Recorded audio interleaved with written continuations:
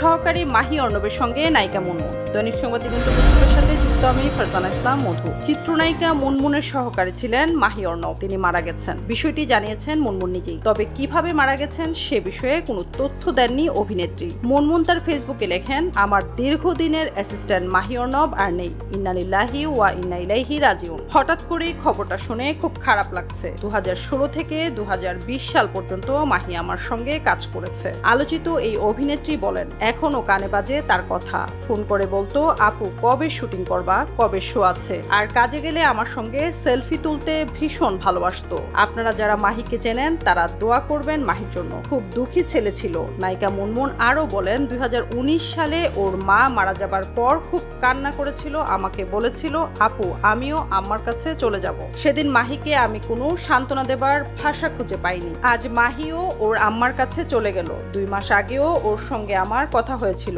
কত দোয়া করলো আমাকে মন থেকে। সবাই ওর জন্য দোয়া করবেন। আল্লাহ তাআলা যেন ওকে জান্নাতে থাকার তৌফিক দান করেন।